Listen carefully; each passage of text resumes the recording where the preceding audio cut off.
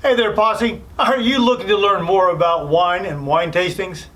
Now, in this video, we're going to check out 10 or 15 things to avoid saying or doing when you're at a wine tasting. Stay tuned.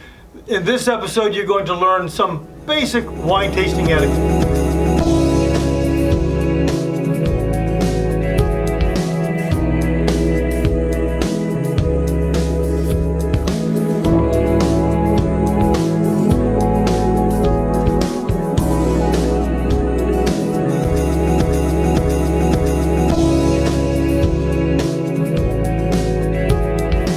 Hey there, Posse. I'm Pierre, and welcome to Asti Wine Consultants.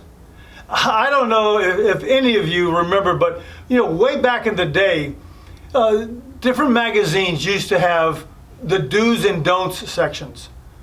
Things you were to do and things you were to avoid. It didn't make any difference what kind of magazine it was. It could be finance, it could be fitness, it could be fashion. All these had their do's and don'ts sections. Now, actually, I used to love the fashion magazines that had the do's and don'ts. It was really what to wear and what not to wear. Well, we're going to look at things to avoid at a wine tasting. So there is going to be this really big don't section. We all really realize that there's a lot of different places to do wine tastings, anywhere from a winery to a wine shop to someone's home. What I have here today are some guidelines to pick and choose from to ensure you have a positive experience, no matter where you're tasting your wine. Okay, let's get started. First is, don't wear strong fragrance.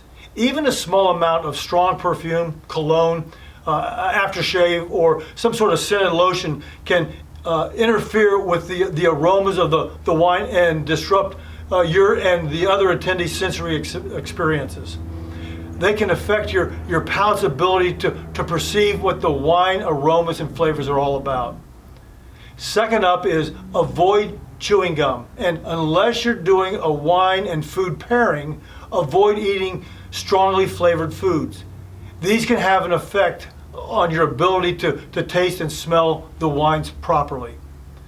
Third is don't rush.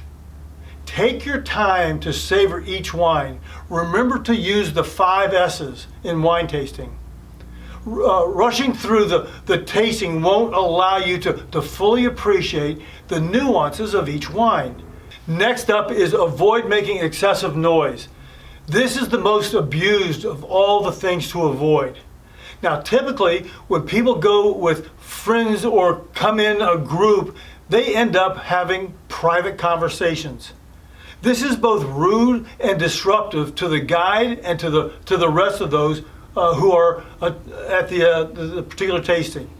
If you have something to say or a point to make your comment so that the entire tasting can hear and benefit from it. Again, side conversations are taboo. How are you doing there? Is this information making sense? If it is, write Asti in the comments below. Now, if you're guilty of any of these, you might want to just also put in there, oops. Fifth is don't monopolize the host, guide's, or pourer's time. While it's great to ask questions, be mindful of the group's pace and try not to dominate their time and attention. To me, this one is just plain common sense and common courtesy.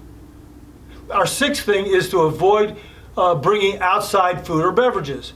Now, most wineries have a specific policy about bringing your own food and drinks. Respect those rules and purchase snacks or refreshments offered on site. This next one is really important. Avoid criticizing the wines. Not every wine will be your particular taste, but it's essential to remember that everyone's preferences are different. Negative comments can affect the atmosphere for the others. Number 8. 8 may be obvious to some, but it needs to be said. Don't get drunk. Now, the purpose of wine tasting or a wine seminar is to appreciate and learn about the wines, not overindulging. Everyone's tolerance to alcohol is different. You'll be consuming a small portion of a whole variety of wines. There's the possibility that the alcohol can sneak up on you. Drink responsibly and in moderation. Now, on the flip side, here's one that most people are unaware of. Don't rinse your glass with water between wines. If you need to cleanse your palate, drink some plain bottled water or eat crackers rather than washing out the glass with water. Typically use something like Carr's crackers. They're neutral and unsalted crackers. Pouring bottled water into your glass can dilute the wine's flavor, and tap water can dilute, plus the chemicals can actually alter the flavors and aromas. If you need to cleanse the glass or your glass, use a cloth or paper napkin. As we continue our list, coming in at number 10 is avoid showing off your wine knowledge.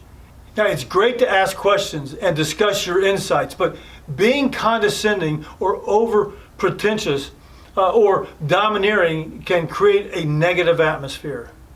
Now, at number 11, here's one for the more serious tastings and tasters. Don't touch the glass's rim or bowl.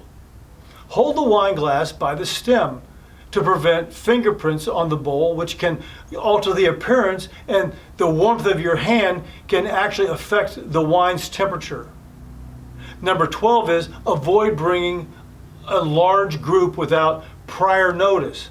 Some wineries prefer reservations for larger groups to ensure they can accommodate everyone appropriately. Now, on a similar note, don't be late. This is especially true for more formal wine seminars and organized wine tastings. So you want to arrive on time to avoid disrupting the schedule of others or interrupting the continuity of the seminar or tasting. Number 14 is don't bring your own wine.